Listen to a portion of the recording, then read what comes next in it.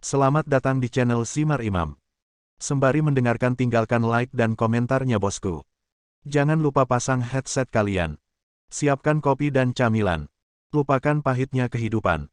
Mari kita dengarkan sambil rebahan. Bab 681.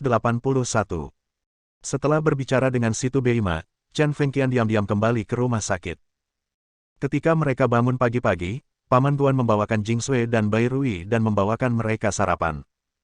Karena luka mereka ringan, Jing Sui dan Bai Rui pulang malam itu. Yang mengejutkan Chen Feng adalah pengemis tua itu juga datang ke rumah sakit bersamanya. Sekelompok orang berkerumun di bangsal kecil dan tinggal di sana sampai sore hari. Sampai telepon Bai Lang berdering, Hu Xiao dan anak buahnya pergi menjemput Bai Lang dan Chen Kuang. Bai Lang, kamu baik-baik saja. Chen Feng berdiri dan bertanya pada Bai Lang sambil tersenyum. Toh ada 2 tulang yang patah, luka ringan, tapi tetap menyiksa. Bai Lang mengeluarkan botol itu dengan satu tangan, merapikan pakaiannya, dan berkata dengan tenang, itu hanya 2 tulang rusuk yang patah, tidak masalah. Chen Feng mengangguk setuju dan berkata kepada Paman Guan, bawa kembali Jing Sui dan pengemis tua itu. Kita bertiga harus pergi ke arena pertarungan bawah tanah bersama-sama. Aku akan pergi melihatnya juga. Begitu Chen Feng selesai berbicara, Jing Sui tiba-tiba berbicara. Matanya murni dan dia berkata dengan sangat sederhana. Chen Feng tertegun sejenak, tetapi sebelum dia dapat berbicara, pengemis tua itu juga terkekeh dan berkata, kamu anak nakal, kamu sangat bodoh sampai mencoba membakar jembatan. Mengapa kamu tidak membiarkan aku pergi ke tempat seperti itu? Tempat yang ramai hari ini. Aku ingin pergi juga. Dahi. Chen Feng langsung terdiam. Gedung keluarga Bai benar-benar menyatukan semua orang sebagai satu keluarga, bekerja sama seperti ini. Dia tersenyum tenang dan berkompromi, baiklah, ayo pergi bersama. Paman Guan, silakan pulang sendiri. Bai Lang akan mengganti biaya perjalananmu. Ngomong-ngomong, beri makan elang salju dan jangan biarkan dia berkeliaran. Oke, aku mengerti. Paman Guan sedikit frustasi. Dia sebenarnya ingin pergi, tapi sayang dia tidak tahu bagaimana caranya pergi, jadi dia hanya menjadi beban. Dengan cara ini, sekelompok orang turun dan masuk ke dalam 2 mobil yang disiapkan oleh Hu Xiao. Chen Feng, Bai Lang dan Hu Xiao berada di mobil yang sama. Bai Rui dan Jing Sui duduk bersama di mobil lain. Begitu dia masuk ke dalam mobil, Chen Feng berpura-pura tidak mengenali Hu Xiao dan menyapa, Presiden Hu, senang bertemu dengan Anda. Saya Chen Feng. Haha, Chen Feng, apakah kamu Chen Feng? Hu Xiao setengah tersenyum ketika wajahnya dipenuhi kejutan. Beberapa hari yang lalu, berita tentang Chen Feng Qinzi yang membunuh 2 tetua Yuntangmen telah menyebar di Sichuan dan Shu. Seperti kata pepatah, manusia adalah bayangan pohon-pohon terkenal 2 kata, Chen Feng, sekarang sekeras guntur di seluruh Sichuan dan Shu. Haha, jangan gugup, Presiden Hu, apakah kita berteman sekarang? Chen Feng menyipitkan matanya dan tersenyum. Teman-teman, Anda masih belum bisa terlalu terkenal. Bukan hal yang baik jika semua orang menjaga jarak dengan Anda. Datang ke arena pertarungan bawah tanah lagi, bisa dikatakan ini adalah perjalanan yang familiar. Di aula, orang-orang dari Sekte Yuntang yang dipimpin oleh Tang Yun sangat berkuasa. Berbeda dari 2 hari sebelumnya, hari ini, hampir semua kekuatan tempur teratas dari Sekte Yuntang dan kota Tianfu berkumpul. Kuil abu-abu Tang Yun beterbangan, matanya bermata elang, dan dia sangat mendominasi. Dia menoleh ke arah seorang lelaki tua di sebelahnya yang kehilangan lengan kirinya dan bertanya, "Keenam, apakah semuanya sudah diatur?" Orang tua dengan lengan patah adalah Tang An, tetua ke-6 dari Sekte Yuntang. Dia mengangguk dan berkata, "Jangan khawatir, selama Chen Feng berani datang ke sini hari ini, dia pasti akan mati di tanganku untuk membalas dendam saudara ke-4 dan ke-5. Tang Yun berkata, "Aneh, bagaimana saudara ke-4 dan ke-5 meninggal? Di mana Satianxia sekarang?" Orang-orang yang kami kirim untuk bertanya tidak dapat menemukan apapun, dan berita itu sepenuhnya diblokir oleh orang-orang Qinzi. Pada akhirnya, saya menggunakan koneksi saya untuk mencuri laporan kematian anak laki-laki ke-4 dan ke-5, dan kemudian saya mengetahui bagaimana mereka meninggal. Keduanya meninggal dengan sangat tragis. Menurut laporan kematian, keduanya hampir terbunuh dengan 1 pukulan. Dengan kekuatan yang begitu menakutkan, bahkan pemimpin sekte pun tidak dapat mencapainya. Tang An berkata, sungguh aneh. Ada rumor di luar bahwa dia dibunuh oleh Chen Feng, tapi itu tidak mungkin. Untuk bisa mencapai level itu setidaknya di level master. Chen Feng pasti tidak memiliki kekuatan seperti itu. Sekarang aku hanya takut ada guru yang tiada taranya selain Chen Feng. Tang Yun mengangguk dan berkata, ya, jika orang seperti itu ada, itu akan sangat sulit. Namun, dalam permainan hari ini, selama Chen Feng memasuki permainan, tidak ada yang bisa membantunya. Mata-mata kami melaporkan bahwa tadi malam, perkelahian sengit terjadi di gedung keluarga Bai. Nyonya Rongyan membawa seorang pria dan bertarung sengit dengan orang-orang di gedung kecil keluarga Bai untuk waktu yang lama. Pada akhirnya, semua orang di gedung kecil Bai, termasuk Chen Feng, dikirim ke rumah sakit. Terutama Chen Feng, yang terluka parah dan dibawa ke ambulans. Bahkan jika Chen Feng datang hari ini, dia datang dengan tubuh yang terluka. Begitu dia terlibat, dia pasti akan mati. Chen Feng benar-benar orang yang suka menyakiti diri sendiri. Dia bahkan berani menggoda pemilik Rong Yanchang. Tang An terkekeh dan berkata, sayang sekali orang-orang yang dipimpin oleh Nyonya Rong yang tidak bisa membunuh Chen Feng, tapi tidak masalah, dia terluka parah. Bagi kami, membunuhnya adalah hal yang mudah, dan aku bahkan tidak perlu membawa semua harta karunnya. Mata elang Tang Yun berkumpul, dia mengangkat kepalanya dan berkata, lihat, Chen Feng ada di sini. Hu Xiao hari ini bisa dikatakan sangat luar biasa. Anggaplah dia sebagai pemimpin Anda dan berjalanlah di garis depan. Di belakangnya ada Chen Feng, Bai Lang, Jing Sui, Bai Rui dan pengemis tua, sama seperti adik laki-lakinya. Ini jelas merupakan puncak kehidupan Hu Xiao. Hu Xiao, kamu benar-benar bermain besar sekarang. Bahkan Chen Feng dari Qinzi telah menjadi bawahanmu. Mungkin di masa depan, aku, Tang Yun, akan memanggilmu Hu Xiao, Bos Hu. Tang Yun mendengus dingin, merasa puas. Bicaralah dengan sinis. Lalu matanya tertuju pada Chen Feng. Hu Xiao tampak malu dan tidak tahu harus menjawab apa. Dia dan Tang Yun sama sekali tidak berada pada level yang sama. Chen Feng maju selangkah dan melihat lebih dekat. Orang-orang dari Sekte Yuntang di belakang Tang Yun memang luar biasa. Momentum beberapa di antaranya tak kalah dengan Tang Yun. Tampaknya Sekte Yuntang memang tidak mampu menandingi semua kekuatan tempur teratas. Dia menyipitkan matanya dan tersenyum, tidak ada ruginya sama sekali jika kamu memanggil saudara haha kita, Bos Hu. Mungkin di masa depan, nama keluarga kota Tianfu adalah Tang atau Hu. Apa yang dia katakan membuat Hu Xiao merasa merinding. Wow, ini Chen gila, sudah lama tidak bertemu. Seseorang berdiri, dengan tinggi 1,9 meter, dan langsung menonjol dari keramaian. Dia mengenakan kacamata bundar, meletakkan tangannya di lengan bajunya, dan berjalan mendekat sambil tersenyum. Wow, terakhir kali aku jatuh begitu tinggi, kamu bajingan selalu mati. Kamu sangat beruntung. Pria besar ini tentu saja adalah Tang Hao. Chen Feng meniru nada suara Tang Hao dan mengangkat bahu. Saya belum tidur dengan Nona Ruan, bagaimana saya bisa mati? Aneh. Sejak saya menangkap Nona Ruan, impian saya menjadi kenyataan. Siapa sangka Nona Ruan akan berubah menjadi orang yang beracun.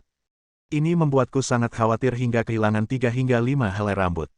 Untungnya, gas beracun di tubuh Nona Ruan perlahan menghilang, dan dia akan bisa tidur dalam beberapa hari. Aku menangkapmu karena kemampuanku sendiri, jadi kamu tidak boleh marah. Tang Hao berkata sambil tersenyum, nada suaranya sangat kasar. Kata-kata Tang Hao membuat Chen Feng sangat marah, tapi dia merasa lega. Tampaknya apa yang dikatakan Satianxia sebelumnya benar adanya. Tidak ada yang bisa menyentuh tubuh Ruan Qingqiu. Dia berkata kepada Tang Hao, untuk orang yang akan mati, lupakan hal-hal lain. Pikirkan di mana kamu bisa mengubur dirimu sendiri agar kamu tidak dijemput oleh anjing liar. Setelah mengatakan ini, Chen Feng terlalu malas untuk berdebat dengan orang-orang dari Sekte Yuntang. Dia memimpin semua orang ke aula karena dia melihat Rong Yan menyapa para tamu di sana. Bab 682. Rong Yan awalnya berbicara dengan bos sebuah geng, tetapi ketika dia melihat Chen Feng datang, ekspresinya langsung menjadi serius. Sejujurnya, dia sama sekali tidak ingin melihat Chen Feng. Wajah Chen Feng penuh kegembiraan dan dia berkata sambil tersenyum, Nona Rong Yan, apakah Anda ada waktu luang malam ini? Setelah saya membersihkan binatang buas ini di Yuntangmen malam ini, saya akan mentraktir Anda makan, nasi, mie, pangsit, makanan lezat untuk kurang dari 20 yuan. Silakan pilih. Saya tidak mampu membeli makanan Tuan Chen Feng. Rong Yan menyesuaikan suasana hatinya dan tersenyum manis. Kata, tidak mampu makan, tidak hanya menyebut Chen Feng pelit, tapi juga menolak lelucon Chen Feng. Tiga kata sederhana juga mewakili kecerdasan emosionalnya yang sangat tinggi. Kemudian, dia menambahkan, melihat postur Sekte Yuntang hari ini, menurut saya Tuan Chen Feng tidak bisa pergi makan malam dengan aman malam ini. Apa? Kemarin, aku memukuli Tuan Lan, tapi itu tidak membuat Nona Rong Yan percaya padaku. Dengan kalimat ini, Chen Feng mendapatkan kembali kekalahan sebelumnya. Melihat wajah Rong Yan sedikit berubah, Chen Feng berkata lagi, melihat Nona Rong Yan sangat berpengetahuan, saya ingin memperkenalkan Anda kepada binatang buas di sana. Orang yang dia maksud tentu saja adalah orang-orang dari Sekte Yuntang. Rong Yan tersenyum lembut, karena Chen Feng berkata demikian, dia memperkenalkannya pada Chen Feng. Anda tahu penatua Tang Yun, jadi saya tidak akan mengatakan lebih banyak. Orang tua di sebelahnya yang kehilangan lengan kirinya adalah Tangan, tetua keenam dari Sekte Yuntang. Meskipun dia kehilangan satu lengan, dia adalah seorang yang sangat pria yang kuat. Chen Feng mengintip ke arah Tangan, dan tentu saja dia merasakan aura pria yang kuat. Namun, kekuatan orang ini harus lebih rendah dari Tang Wei dan Tang Xiong, jika tidak, dia tidak akan menduduki peringkat sebagai tetua keenam. Sekte Yuntang memiliki 9 tetua, yang merupakan 6 murid dalam dari Sekte Yuntang dan 3 tetua nominal dari Sekte luar. Pria berambut panjang berbaju hitam di sana membawa pedang panjang. Itu adalah Fei Liuyun, tetua nominal dari Sekte Yuntang. Rong Yan memperkenalkan lagi. Fei Liuyun. Chen Feng berpikir sendiri dan mengamati pihak lain dengan cermat. Benar saja, dia memiliki sosok yang sembrono dan terlihat seperti pria kuat dengan kaki yang sangat kuat. Saya ingat Satianxia menyebut dirinya sebagai tetua nominal klan Yuntang dari sudut pandang ini, kekuatan Fei Liuyun seharusnya tidak jauh berbeda dengan Satianxia. Pria tanpa alis yang berdiri di samping Fei Liuyun adalah pria kuat bernama Jue Feng. Dia awalnya adalah orang kuat di bawah tanah kota Tianfu. Dia akhirnya menyerah kepada Sekte Yuntang dan menjadi jenderal yang efektif dari Sekte Yuntang. Lanjut Rong Yan untuk memperkenalkan. Chen Feng melirik pria besar itu dan tidak menganggapnya serius. Orang yang dalam keadaan sehat umumnya mudah untuk dihadapi. Orang tua berambut putih yang sedang berbicara dengan Tang Yun saat ini dikatakan sebagai harta karun Sekte Yuntang, orang kuat yang memegang senjata rahasia tersembunyi dari Sekte Yuntang. Namanya Tang Yu. Mendengar ini intinya, Rong Yan tersenyum santai. Malam ini, arena yang harus dibunuh Chen Feng didominasi oleh Tang Yu. Menurut rumor yang beredar, ahli senjata Sekte Yuntang memiliki senjata tersembunyi yang menakutkan yang dapat membunuh sang Grandmaster. Chen Feng mengangguk dalam diam, memandangi pegunungan melalui pakaiannya, dan dengan cepat mengamati tubuh Tang Yu. Benar saja, kami menemukan ada 10 senjata tersembunyi yang tersembunyi di dalam dirinya, dan dia terlihat ahli dalam mengendalikan senjata tersembunyi. Ada beberapa master lain, jadi saya tidak akan menjelaskannya secara detail. Hanya ada 2 orang dengan status khusus. Salah satunya adalah putra Tang Yun, Tang Hao, seorang pria dengan temperamen yang sangat aneh. Ada juga seorang pemuda duduk di sana bermain dengan ponselnya. Tingginya 2 meter.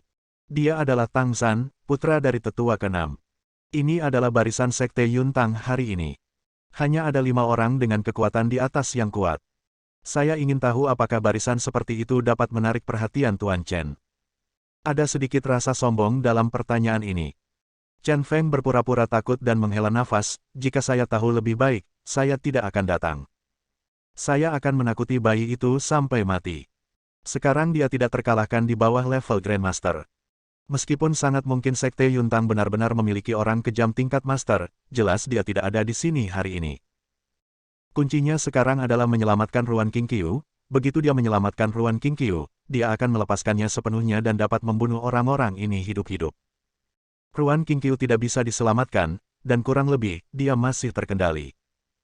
Semuanya berjalan sesuai rencana, dan dalam suasana tegang ini, semua orang memasuki arena pertarungan bawah tanah. Posisi pertemuan pisaunya masih jauh ke belakang. Setelah menunggu beberapa saat, Chen Feng melihat orang-orang dari klub Brother Pao masuk. Situ Beima datang, tidak membawa serta putra atau putrinya, hanya beberapa adik laki-laki yang kurang dikenal. Tampaknya sangat sederhana. Dari sudut pandang ini, seharusnya tenaga untuk menyerang Yuntang Men diatur sesuai kesepakatan. Setelah beberapa saat, dengan semua orang bersorak, Rong Yan, mengenakan jubah Phoenix merah, berjalan menuju cahaya pengejar melingkar di tengah arena. Selamat datang semuanya di arena pertarungan bawah tanah. Buka tanganmu, suaramu seperti pelangi, dan temperamenmu seperti raja. Dalam sekejap, suasana seluruh arena pertarungan bawah tanah tersulut. Sorakan dan teriakan menggema. Hari ini adalah hari terakhir arena pertarungan. Semua item hitam tak ternilai harganya. Tanpa basa-basi lagi, inilah item hitam pertama. Semuanya berjalan sesuai rencana dan pemandangannya meriah. Mulai dari benda hitam pertama, semuanya merupakan barang langka yang bernilai lebih dari 5 juta. Terjadi persaingan yang ketat antar berbagai geng. Tetapi, kursi tamu di Little Knife Club sangat menyedihkan. Kursi tamu di Yuntang Men juga mengalami depresi. Mereka semua menunggu benda hitam Ruan Qingqiu akhirnya muncul. Dengan begini, setelah begadang selama 2 jam, akhirnya saya memenangkan item hitam terakhir di arena pertarungan bawah tanah ini. Ekspresi Rong Yan menjadi bersemangat, dan dia berteriak dengan suara heroik, ini adalah benda hitam terakhir, dan juga yang paling berharga. Nilainya 50 juta yuan. Tolong berikan saya benda hitam itu. Begitu harganya keluar, semua orang yang hadir berseru.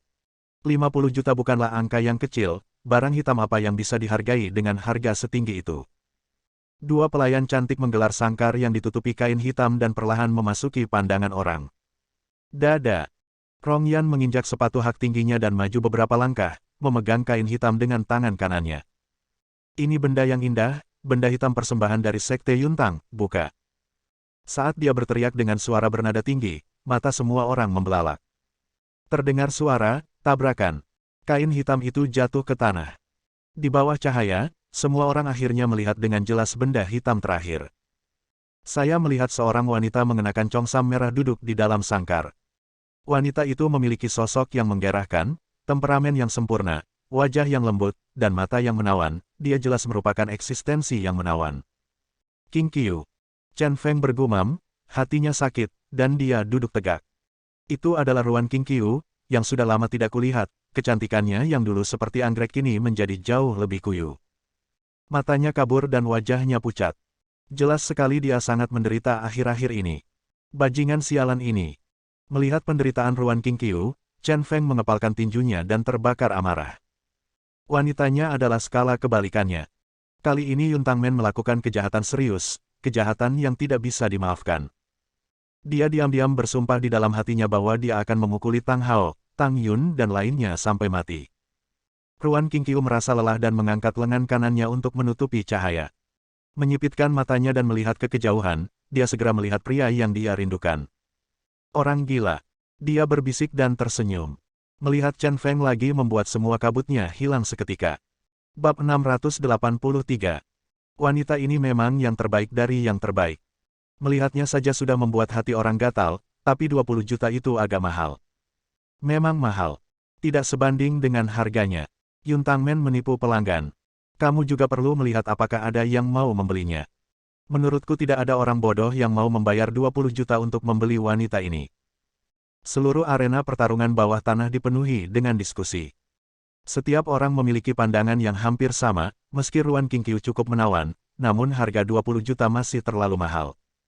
Mereka merasa sedikit kecewa dengan objek gelap terakhir yang begitu menarik perhatian. Rong Yan mulai memperkenalkan peraturan dan berkata, benda hitam terakhir ini dipersembahkan oleh Sekte Yuntang. Sesuai dengan persyaratan Sekte Yuntang, kami tidak akan menggunakan metode kompetisi biasa, tetapi menggunakan metode arena. Hari ini, Sekte Yuntang akan mengirim tangan yang ke-6, tetua nominal Fei Liuyun, Jue Feng yang terkenal di kota Tianfu, dan Tang Yu yang dihormati dari Sekte Yuntang. Mereka berempat akan bersaing bersama untuk kompetisi tanpa pandang bulu. Aturannya mengharuskan hanya satu orang yang bisa menyerang dalam satu waktu. Selama 4 pembela dikalahkan, kamu bisa mendapatkan benda hitam ini. Setelah pengumuman Rong Yan, Tang An yang bertangan satu, Fei Liuyun yang membawa pedang, Jue Feng yang kekar, dan Tang Yu yang berambut putih melangkah ke atas ring satu demi satu. Mereka sangat kuat, masing-masing berdiri di sudut arena. Seperti 4 dewa jahat, mereka mengejutkan seluruh arena. Terjadi keributan di arena bawah tanah, dan semua orang tercengang. Sebagai geng dari Sichuan dan Su, mereka sangat akrab dengan orang-orang ini. Salah satu dari mereka memiliki kekuatan untuk menyapu suatu sekte. Saat ini, 4 orang berada di panggung yang sama, hanya untuk membela seorang wanita yang lebih berharga dari dirinya sendiri. Ini sangat sulit untuk mereka pahami. Mengatakan bahwa tadi saya mengira hanya orang bodoh yang akan menyerang ring, sekarang tampaknya orang bodoh pun tidak akan menyerang ring. Karena barisan seperti ini hanyalah barisan yang harus dibunuh. Hanya ada satu hasil dari serangan itu, dan itu adalah kematian. Chen Feng tidak bisa membantu tetapi sedikit mengernyit, keempat orang ini semuanya kuat, dan masing-masing dari mereka memiliki keterampilan. Barisan seperti itu benar-benar menjadi ancaman baginya. Sekte Yuntang mengaku sebagai sekte esoterik yang tersembunyi, tetapi untuk membunuhnya, mereka memasang barisan seperti itu, yang tidak tahu malu. Tapi sejujurnya, itu memalukan baginya sekarang. Hanya ada dua pilihan di hadapannya. Jika jarum penyegel tulang dipatahkan, tidak ada keraguan bahwa keempat orang ini dapat dibunuh dan Ruan Qingqiu dapat diselamatkan. Tapi jarum penyegel tulang ini baru disegel beberapa hari yang lalu. Terakhir kali saya mencoba menyelamatkan anak-anak itu, saya telah memberikan beban yang sangat besar pada tubuh saya. Mungkin membuka jarum penyegel tulang secara gegabah akan membahayakan nyawa. Hal lainnya adalah terlalu banyak penonton yang hadir, jika ia menang sebagai Dewa Malam, kekuatan dan identitasnya yang telah disembunyikan selama bertahun-tahun akan terekspos sepenuhnya ke publik. Salah satu alasan penting mengapa musuh-musuhnya membiarkan dia melakukan apapun yang dia inginkan adalah karena mereka mengira dia tidak lebih dari itu dan tidak bisa membuat keributan yang terlalu besar. Begitu orang-orang itu tahu bahwa dia adalah ancaman utama, mereka pasti akan menghadapinya dengan kejam. Pada saat itu, bahkan sebagai Dewa Malam, dia tidak dapat menghentikan momentum kekerasan orang-orang itu. Jadi sekarang, kita tidak bisa membuka jarum penyegel tulang dengan mudah. Hanya ada satu pilihan tersisa, yaitu bertarung dengan kekuatan Anda saat ini. Dia tidak terkalahkan di bawah Grandmaster. Bahkan jika satu orang menghadapi 4 orang kuat dari sisi lain, dia masih bisa mencobanya. Dia tidak takut berkelahi dengan orang lain, tetapi ketakutan terbesarnya adalah senjata tersembunyi yang tidak diketahui dari Sekte Yuntang. Kembali ke koridor sekolah, alasan mengapa mereka bisa membunuh Tang Wei dan Tang Xiong dalam hitungan detik bukan hanya karena kekuatan mereka yang luar biasa, tetapi juga ketidakpedulian mereka terhadap senjata tersembunyi Sekte Yuntang. Bagi orang-orang di atas level Grandmaster, ketika mereka mencapai level tertentu, energi pertahanan yang mereka inspirasi tidak dapat ditembus oleh senjata tersembunyi. Dia terlihat seperti Dewa Malam dan memandang rendah dunia, jadi dia secara alami bisa melakukannya.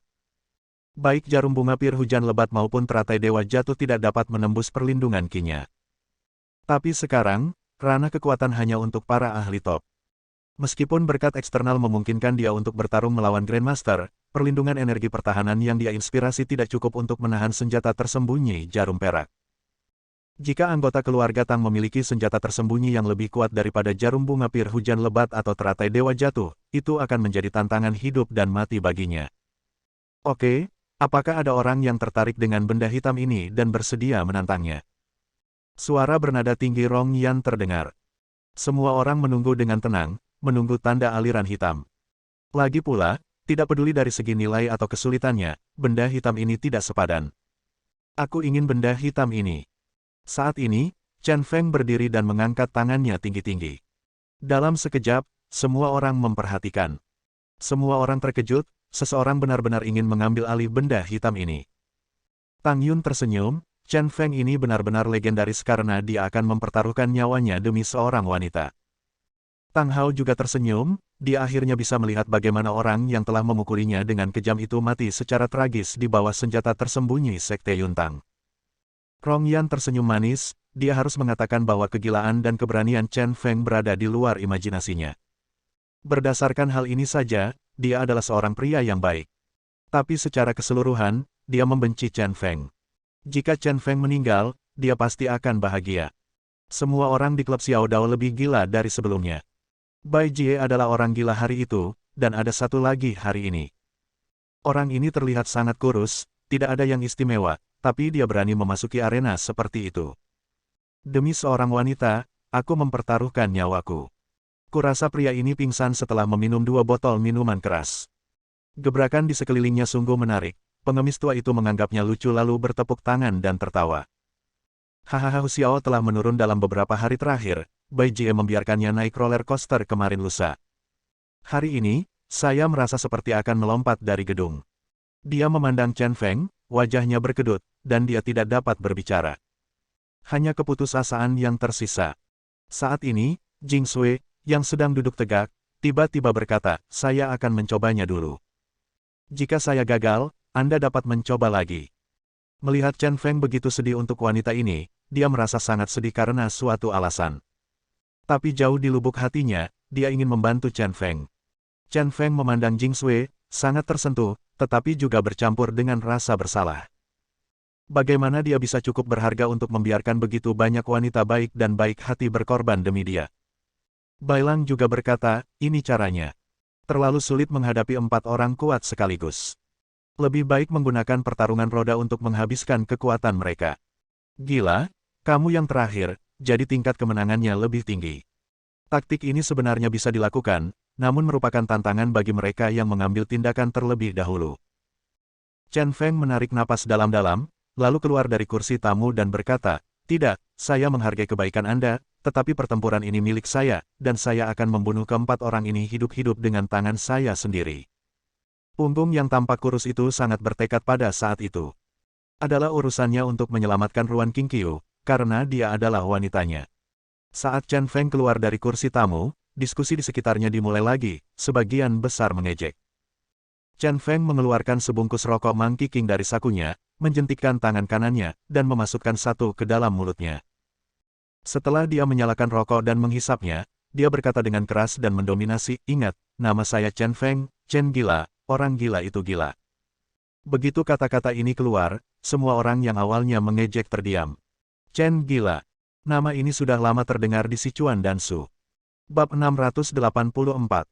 Apakah dia Chen Feng? Chen Feng yang membunuh 2 tetua klan Yuntang di Qinzi. Apakah dia Raja Iblis kecil Yanjing yang menghilang 3 tahun lalu? Ya, itu dia, mantan Raja Prajurit. Mendengarkan berbagai julukan ini, Chen Feng sangat acuh tak acuh. Siapa di dunia ini yang benar-benar memahaminya? Terkadang, bahkan dia sendiri tidak dapat sepenuhnya memahami dirinya sendiri. Bukankah hidup ini adalah proses pemahaman diri? Tapi dia tahu satu hal, puncak hidupnya adalah langit yang tidak bisa dilihat orang biasa ketika mereka melihat ke atas. Letakkan kaki Anda di tanah dan lompat tinggi ke udara. Chen Feng mendarat di arena dengan sangat mendominasi. Matanya dingin ketika dia melihat sekeliling keempat pria kuat di 4 sudut arena. Tiba-tiba tertawa. Dia mengangkat kepalanya dan tertawa. Tawa itu menggema, tapi nadanya muram dan aneh. Di seluruh arena pertarungan bawah tanah, tidak ada yang berbicara, semua orang menyaksikan penampilan aneh Chen Feng.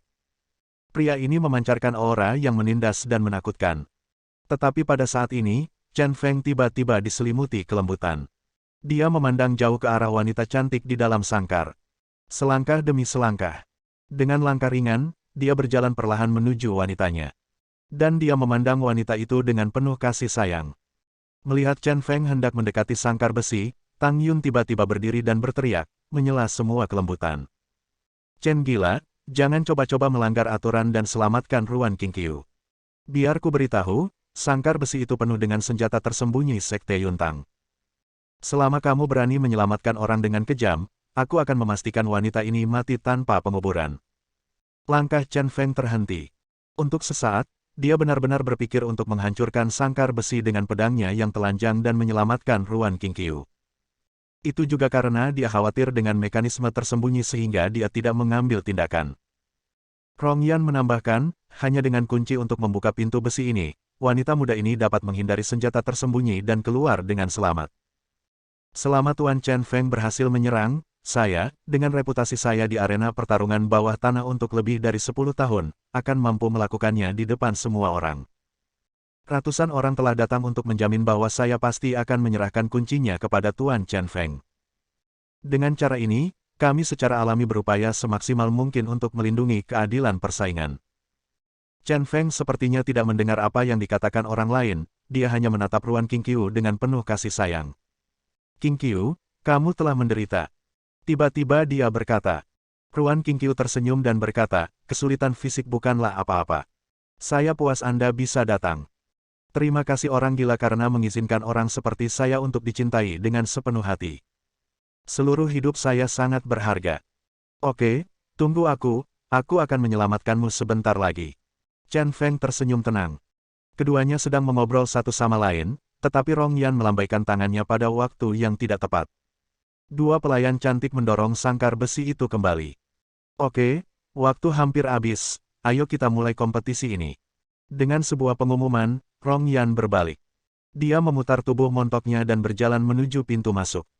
Dia tidak meninggalkan arena sepenuhnya, tetapi berdiri di samping sangkar besi berisi ruan Qingqiu. Tiba-tiba, hanya tersisa 5 orang di arena. Chen Feng berdiri di tengah, menghadapi niat membunuh dari 4 orang kuat dari Sekte Yuntang, mendominasi dan sendirian. Seluruh arena pertarungan bawah tanah sepenuhnya diselimuti perasaan pembunuhan. Suasana sangat gugup. Para penonton di kursi tamu benar-benar diam. Ayo, lakukan. Setelah mengepulkan asap terakhir, Chen Feng menghela napas panjang. Asap membubung ke langit. Segera, dia memegang puntung rokok di antara kedua jarinya dan menjentikkannya ke kejauhan. Saat puntung rokok menyentuh tanah, 4 pria kuat menyerang pada saat yang sama dan menyerbu ke arahnya. Pertarungan akhirnya dimulai. Pertempuran ini, sejak awal, meletus dengan intensitas yang tak tertandingi. Bayangan orang berpindah-pindah, dan angin gelap melonjak. Tabrakan sengit dari berbagai gerakan membuat semua orang terpesona. Meskipun tangan kehilangan lengannya, dia tetap mendominasi. Tinju, telapak tangan, dan jari-jari satu tangan sangat cekatan dan serbaguna sehingga sulit untuk dilawan. Saat bertarung di puncak, saya paling suka berteriak. Menggunakan teriakan untuk mengumpulkan kekuatan juga aneh. Tapi berguna banget, setiap teriak, lelaki bertubuh besar ini seperti meminum obat perangsang, yang sifatnya sangat merusak. Tidak hanya itu, jurus Jue Feng juga sangat kompleks, dan yang paling mahir ia gunakan adalah teknik bulat. Dia berulang kali mengancam Chen Feng. Mengatakan bahwa di antara 4 orang ini, yang paling mengancam tidak diragukan lagi adalah Tang Yu. Teman baik, Tang Yu, yang masih sangat muda, sebenarnya adalah pahlawan jarak jauh. Selain melemparkan anak panah untuk serangan diam-diam dari waktu ke waktu, skill terbaiknya sebenarnya adalah tetesan darah. Tetesan darah yang berdengung dan berputar hampir memenggal kepala Crazy Chen berkali-kali. Chen Feng masih bisa menangani ketiga orang ini, tapi yang paling merepotkan Chen Feng adalah Fei Liuyun. Fei Liuyun ini seperti master prajurit abadi yang ditampilkan di TV, seringan burung layang-layang. Langkahnya yang sangat cepat dan kelincahannya sangat kuat, serta jurus pedang panjangnya yang semakin ganas membuat Chen Feng sedikit malu saat dipukul. Begitu dia mengambil tindakan, kelima orang itu bertarung sengit selama lebih dari 10 menit, tanpa membedakan antara atas dan bawah. Jika ada, Chen Feng lebih unggul. Lengan kirinya terpotong oleh pedang Fei Liuyun. Tang An juga mendapat tamparan di bahu kanannya. Dari 4 lawannya, hanya Jue Feng yang dilukai oleh Tai Sangwao saat bersentuhan dengannya. Orang-orang yang duduk di kursi tamu ketakutan dan bersemangat. Pertempuran seperti itu jarang terjadi dalam 1 abad.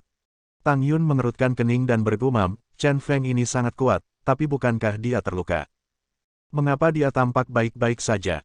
Memikirkan hal ini, saya langsung menyesalinya.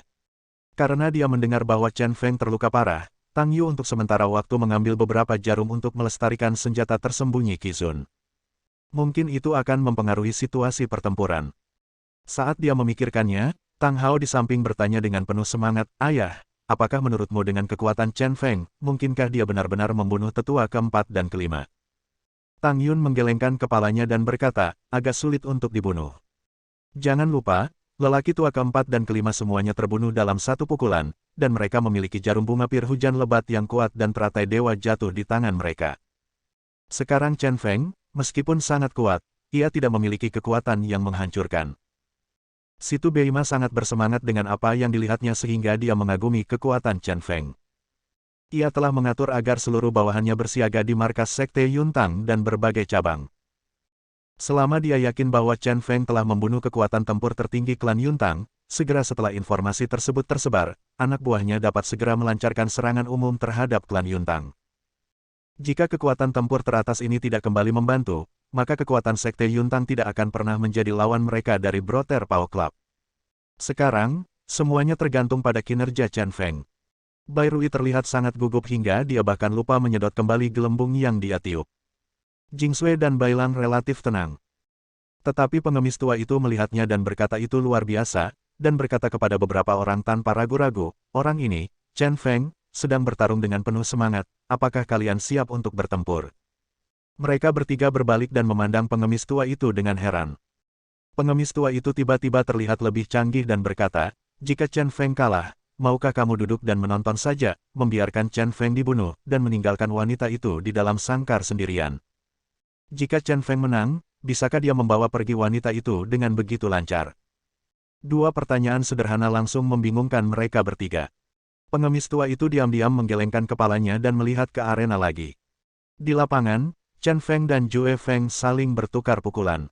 Dia mundur selangkah, dan Jue Feng mundur 4 langkah berturut-turut. Bab 685. Setelah mundur 4 langkah, Jue Feng menstabilkan sosoknya. Ia terlihat jelek karena sudah berkali-kali bertabrakan dengan Chen Feng, namun ia selalu kalah. Pihak lain jelas adalah orang yang kurus, bagaimana dia bisa memiliki kekuatan yang begitu mendominasi. Ini sulit untuk dia pahami.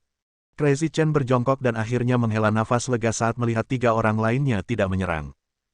Dia mengutuk dalam hatinya, keempat orang yang tidak tahu malu ini bekerja sama dengan sangat baik. Puncak ini merupakan senjata ampuh dalam pertarungan jarak dekat. Anjing tua berkepala putih milik Tang Yu memiliki keluaran yang jauh. Tangan yang lengannya patah sedang melecehkan Cheng dan memerintah otaknya, dan pendekar pedang Fei Liuyun mencari peluang untuk memberinya pukulan fatal. Kalau terus begini tidak masalah, cepat atau lambat dia akan termakan sampai mati. Chen Feng diam-diam berpikir bahwa jika dia bisa menerobos salah satu dari mereka dan serangan aliansi lawan runtuh, dia bisa memanfaatkan pembunuhan solo. Memikirkan hal ini, dia membidik Jue Feng. Tanpa huru hara yang berkulit tebal ini, akan sulit bagi 3 orang lainnya untuk memanfaatkannya. Tuhan itu adil, jika dia memberimu tubuh yang kuat, pasti dia akan memberimu otak yang lemah. Dilihat dari penampilannya barusan, Jue Feng bukan hanya bodoh, tapi juga mudah tersinggung. Dalam hal ini, rebut titik ini dan tembus lawan. Jue Feng, kenapa kamu begitu lemah dengan tubuh sekuat itu? Tubuhmu dibutakan dengan sia-sia. Pukulan barusan bukanlah kekuatanmu yang sebenarnya. Mari kita saling pukul lagi untuk melihat siapa yang memiliki pukulan lebih kuat. Dengan ucapan sinisnya, Jue Feng memang tertipu. Watak Jue Feng terkenal karena tidak bisa diyakinkan oleh siapapun. Bagaimana Anda bisa tahan diprovokasi oleh Chen Feng? Dia menatap, melambaikan tangannya dan berteriak, kalian bertiga tidak boleh bergerak, biarkan aku dan dia bertarung untuk melihat siapa yang lebih kuat. Setelah mengatakan itu, dia melambaikan tangan kanannya dan bergegas menuju Chen Feng. Ups! Tangan menjadi cemas dan berteriak, jangan impulsif. Namun sudah terlambat, Jue Feng hendak bertemu Chen Feng. Hei, coba gerakanku, beruang malam. Trik rahasianya berhasil, Chen Feng tidak menahan diri, dan mengumpulkan energi rahasia di tangan kanannya. Tiba-tiba, seluruh lengan kanannya tampak seperti beruang yang sedang marah. Ledakan. Kedua tinju itu bertabrakan. Jue Feng, yang awalnya marah dan penuh percaya diri, segera menyadari bahwa ada kesenjangan yang begitu besar antara kekuatannya sendiri dan kekuatan Chen Feng. Kebuntuan itu berlangsung kurang dari 1 detik sebelum dia merasakan tulang tangannya hancur. Tinju kasar itu mundur selangkah demi selangkah. Dengan suara keras, pukulan itu menyerang dan tulang lengannya patah. Ah! Jue Feng meratap, dan seluruh lengan kanannya menjadi tidak berguna. Jika Anda kalah pada 1 titik, semuanya akan runtuh.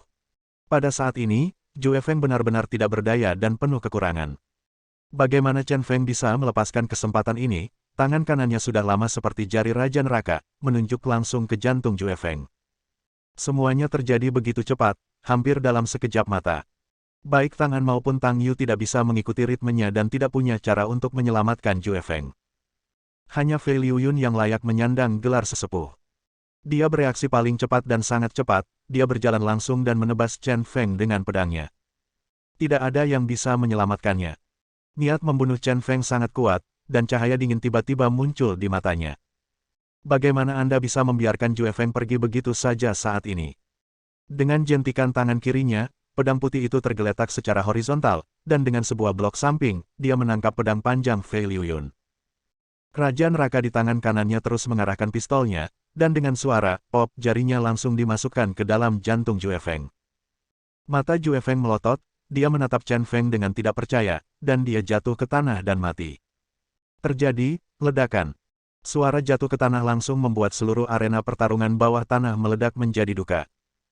1 orang melawan 4 orang, dan dia membunuh salah satu dari mereka dengan cepat, ini terlalu kuat. Anda tahu, puncaknya saat itu adalah keberadaan yang menakutkan di Sichuan. Lalu, baru saja dibunuh. Banyak orang yang hadir tidak dapat mempercayai mata mereka. Di arena, Chen Feng berusaha sekuat tenaga untuk membunuh Jue Feng.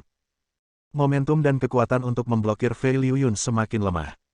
Fei Liuyun layak menjadi pejuang yang tangguh dalam pertempuran, dia memanfaatkan kesempatan itu dan menebas lengan kiri Chen Feng dengan pisau horizontal kecil.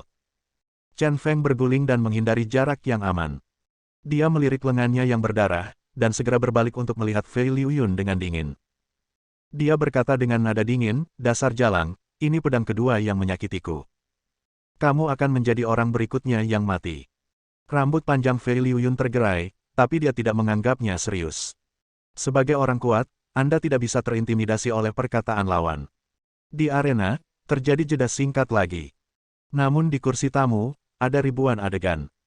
Tang Yun melihat sekeliling dengan mata elang, hatinya terasa seperti besi, dan dia merasa tidak nyaman. Dia bergumam pada dirinya sendiri dengan terkejut, Chen gila ini hanyalah seorang jenius dalam pertempuran. Meskipun dia sedikit tertinggal, dia dapat dengan cepat menemukan terobosan dan menang dengan satu pukulan untuk mengubah situasi pertempuran. Baru saja, 4 orang bekerja sama untuk menekan Chen Feng. Sekarang tanpa Jue Feng, 3 orang yang tersisa tidak memiliki pelindung dan berada dalam bahaya. Keseimbangan pertempuran ini telah condong ke arah Chen gila. Wow, Chen Feng ini benar-benar kuat. Dia pantas menjadi orang yang memukuli saya. Tang Hao dipenuhi dengan kegembiraan saat ini dan berkata dengan penuh semangat, dengan cara ini, kita bisa melihat adegan pelepasan Mahaguru. Rahasia Sekte Tang sebentar lagi. Ayolah, seru sekali. Tang Yun berhenti bicara dan duduk dengan tenang. Namun dia juga setuju dengan pernyataan putranya, dan dia memperkirakan bahwa dia akan bisa melihat senjata tersembunyi itu berkembang dalam waktu dekat. Kursi tamu klub pisau kecil tampak makmur. Bahkan Hu Xiao, yang telah lama menderita, kembali menunjukkan tawa ikoniknya. Di sisi lain, Situ Beima sedang merokok cerutu, memegang ponsel di tangan kanannya, dan sudah mengedit pesan teks. Pesan teks tersebut hanya berisi 2 kata, lakukan. Tapi dia masih belum menekan tombol kirim, masih menunggu. Idiot besar ini membuatku sangat marah. Jangan bertindak sendiri, harap diingat. Di arena, tangan mengutuk Jue Feng yang sudah mati, sepertinya dia membenci besi. Sebagai komandan tempur, dia mengingatkan Tang Yu dan Fei Liuyun dengan keras. Chen Feng menatap Fei Liuyun, menunjuk ke arahnya dan berkata, aku tidak akan peduli dengan kedua orang tua ini untuk saat ini. Yang berikutnya, aku harus membunuhmu. Hal ini sepertinya dilakukan sebagai balas dendam karena baru saja disakiti oleh Fei Liuyun. Faktanya, dia juga sudah memikirkannya. Dari segi kekuatan tempur saja, Fei Liuyun lebih kuat dari Tang Yu dan Tang An. Jika Fei Liuyun terbunuh, kekuatan serangan lawan akan hilang.